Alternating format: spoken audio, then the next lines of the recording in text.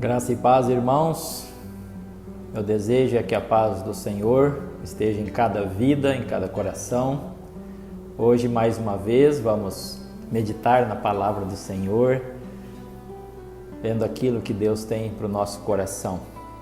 Eu quero ler um texto que está em Gênesis, capítulo 32, a partir do versículo 22 até o versículo 28, que conta aquela luta de Jacó com o anjo do Senhor e que lições nós podemos tirar deste momento. Então vamos ao texto. E levantou-se aquela mesma noite e tomou as suas 2 mulheres e as suas 2 servas e os seus 11 filhos e passou o val de Jaboque. E tomou-os e fê-los passar o ribeiro e fez passar tudo o que tinha. Jacó, porém, ficou só e lutou com ele um varão até que a alva subia. E vendo que não prevalecia contra ele, tocou a juntura de sua coxa e se deslocou a juntura da coxa de Jacó, lutando com ele. E disse: deixa-me ir, porque já a alva subiu. Porém ele disse: não te deixarei ir, se não me abençoares. E disse-lhe: qual é o teu nome? E ele disse: Jacó. Então disse: não se chamarás mais o teu nome Jacó, mas Israel, pois como príncipe lutaste com Deus e com os homens e prevaleceste. Então aqui nós estamos vendo um momento, no mínimo, estranho para nós, né? Jacó lutando com Deus e nessa luta foi um marco na vida dele. Nós temos as nossas lutas emocionais, financeiras, saúde, tantas coisas que vêm no decorrer da nossa vida. Nós lutamos sempre, seja para viver ou para sobreviver, mas nós lutamos. E nós podemos aprender algumas coisas nesta luta de Jacó. Ele começa dizendo: e fez passar tudo que lhe pertencia. No verso 23, ele passou toda a sua família, todos os seus bens, e agora ele fica sozinho. É como se ele estivesse renunciando.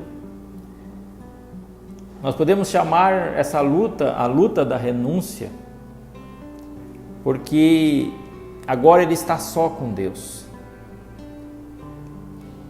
Isso me faz pensar se nós estamos dispostos à renúncia. Se nós estamos dispostos a renunciar muitas coisas que atrapalham a nossa vida espiritual. E Jacó tinha esse problema.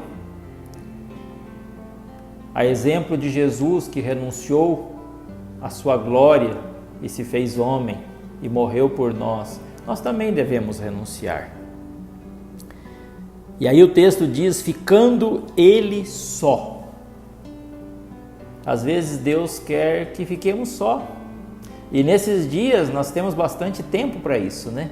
Ficarmos sós, ficarmos quietos, pensarmos na nossa vida com Deus, pensarmos na nossa vida aqui na terra, nosso trabalho, pensar se nós estamos vivendo de uma maneira condigna com a posição que Deus nos colocou em Cristo. Quando nós vemos Deus tratar com as pessoas, nós observamos que Moisés ficou só lá no monte. Nós observamos que Jesus ficou só lá no Getsêmani. Nós observamos que Jesus tratou com aquela mulher adúltera quando ela ficou só, quando não tinha mais nenhum acusador e ela estava sozinha com Jesus. E Jesus diz para ela: eu não te condeno, vai e não peques mais, comece uma nova vida. Então, hoje Deus quer que nós renunciemos. O que você precisa renunciar? Você já pensou aí? O que é preciso tirar que está atrapalhando a sua vida com Deus? E no versículo 25, andando ainda no texto, é o momento quando Deus toca a coxa de Jacó.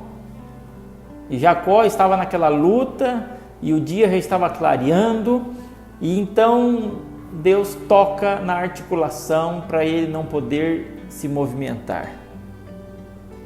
Deslocou a junta da coxa de Jacó, e foi interessante porque este sinal ele carregou pelo resto da vida.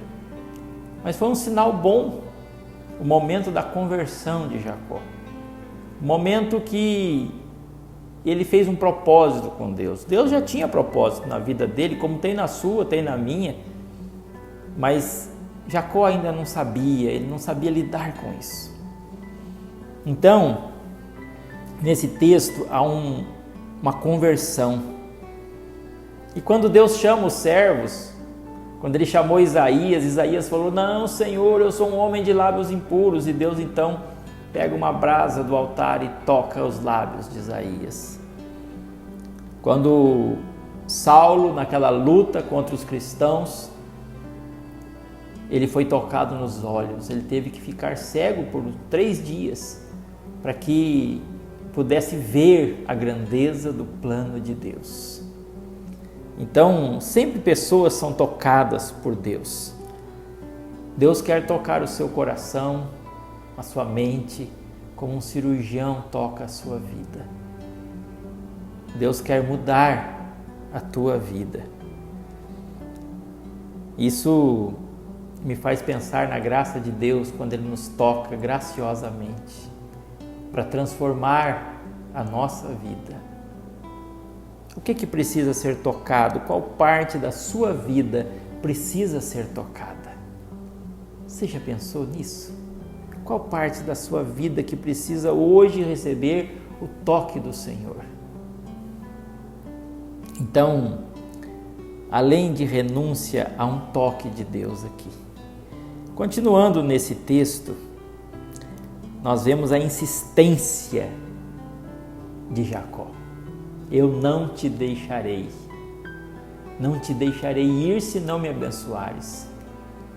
Sabe que persistência é uma coisa que agrada a Deus? Nós observamos isso em alguns textos, e nesse texto aqui, Jacó chegou a quase com uma irreverência, né? Aos nossos olhos. É até estranho para nós: eu não te deixarei ir, né? Nós sabemos que Deus é Deus, né? Deus entendeu o coração dele. Mas quando uma mulher chegou a Jesus, a mulher cananeia, e ela pediu para o Senhor Jesus fazer algo, Jesus disse: não é lícito tirar o pão da mesa dos filhos e deitar aos cachorrinhos. Então aquela mulher insistiu dizendo: Senhor, mas até os cachorrinhos comem as migalhas que caem da mesa dos filhos. Jesus se admirou da fé daquela mulher, da insistência dela, e abençoou aquela vida. Também tem uma parábola que o Senhor conta de uma viúva que chegou num juiz que não temia Deus, mas de tanta aquela mulher insistir, aquele juiz concedeu o pedido dela. E Jesus se admira daquela mulher, ele nos anima a orar com persistência. E no Sermão do Monte, o Senhor Jesus disse assim: pedi e dar-se-vos-á, buscai e encontrareis, batei e abrir-se-vos-á. Ele está o quê? Incentivando a insistir, a viver na presença dele, a buscar aquilo que é o desejo do seu coração. Então, diante de tudo isso, nós vemos então que Jacó, ele deixou toda a família passar, todos os bens, e ele ficou sozinho ali. E depois ele recebe o toque de Deus, e mesmo com esse toque na coxa, ele ainda persiste dizendo: Senhor, eu não deixarei ir se não me abençoares. É como se Deus dissesse para ele: você quer que eu te abençoe? Então me diga o seu nome. Nesse texto aqui, o Senhor diz para ele, qual é o teu nome? É por quê? Você pensa assim, mas Deus não sabia o nome de Jacó? Sabia. Mas ele queria que Jacó dissesse, meu nome é enganador. Eu fiz isso a minha vida inteira. Jacó significa enganador. Eu fiz isso a vida inteira. Eu enganei meu irmão, enganei meu sogro, eu engano. Mas a partir de agora eu quero ser diferente. Então Jacó é confrontado quando o Senhor chega para ele e diz, então como me fala o teu nome? Me fala quem você é. Então nós vemos aqui transparência, que Deus exige isso, transparência na nossa vida. A resposta de Jacó foi uma confissão de pecado. É como se ele estivesse confessando o seu pecado. Eu sou enganador. É o que mais agrada a Deus, é um coração contrito e arrependido. E isso é agradável diante do Senhor. E às vezes, na nossa luta, nós temos que fazer isso, né? Sempre temos que fazer assim. Senhor, eu sou pecador, eu confio na Tua graça, na Tua misericórdia. E aí chega naquilo que é lindo, quando o Senhor diz para ele, não te chamarás mais Jacó. Você lutou como príncipe, e príncipe te chamarás. Seu nome será Israel, o príncipe de Deus. Então, ele deixou de ser enganador para ser um príncipe, e o texto diz, e ali o abençoou. Ali o Senhor o abençoou. E ele conseguiu o que ele queria, a bênção de Deus na vida dele.